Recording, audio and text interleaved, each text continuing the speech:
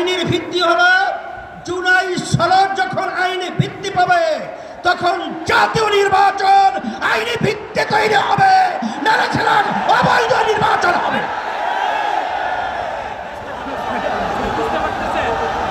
আজকে আমরা দেখেছি সেই পল্টন, সেই মোড়ের মধ্যে সেই 2024 জুলাই এবং আগস্ট, যখন জুলাই 17 তারিখ বাইতুল মুকাররমের উত্তর গেটে আমি তখন বলেছিলাম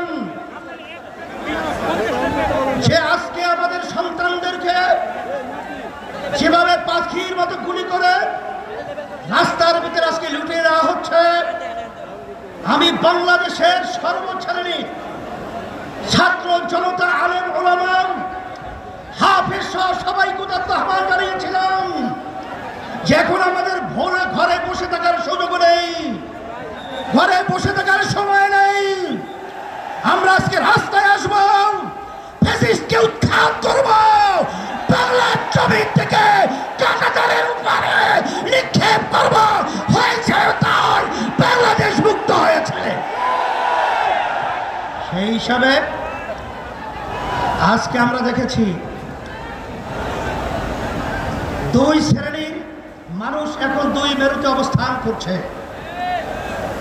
এর ভিতরে এক শ্রেণীর মানুষ হলো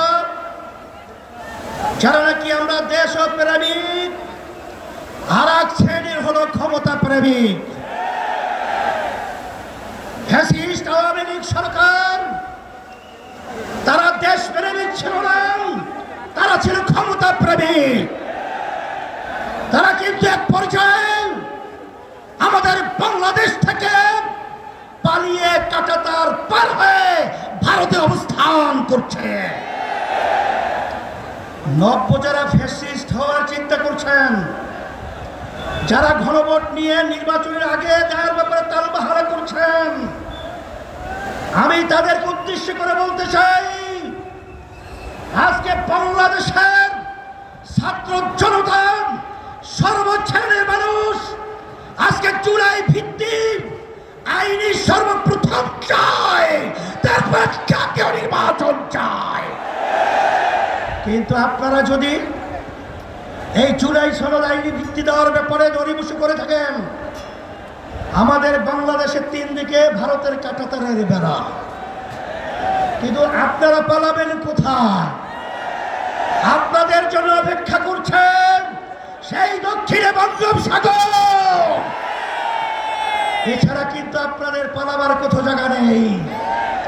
সেই হিসাবে সকলকে আহ্বান জানাবো, ভালো করে বুঝে নেন, জেনে নেন, অন্তর্বর্তীকালীন সরকারকে আমি অনুরোধ করছি, আমরা অনুরোধ করছি যে আপনারা যখন আমেরিকায় গেছিলেন তখন 3টা উল্লেখযোগ্য দলকে সাথে নিয়ে গেছিলেন, জামাত ইসলামী বাংলাদেশ, বিএনপি, এনসিপি।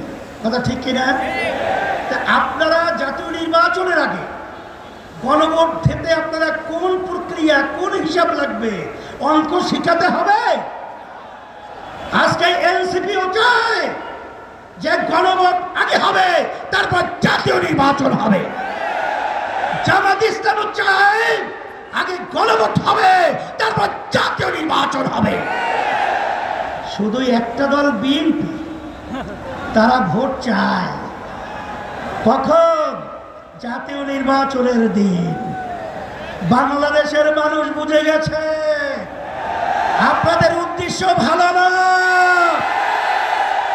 যদি আপনাদের উদ্দেশ্য ভালোই হয়ে থাকে, যেখানে আইনি ভিত্তির ব্যাপারে একমত আপনারা পোষণ করেছেন, সেখানে গণভোটে এত গরিবসী কেন? এটা জাতির কাছে পরিষ্কার হয়ে গেছে। আমরা অন্তর্বর্তী সরকারকে বলবো, আমরা শান্তিপ্রিয়, বারবার রাস্তায় রোদ্রে আমাদেরকে পোড়াচ্ছেন, আপনারা পুড়িয়েছেন, আর কত রাস্তায় নামতে হবে?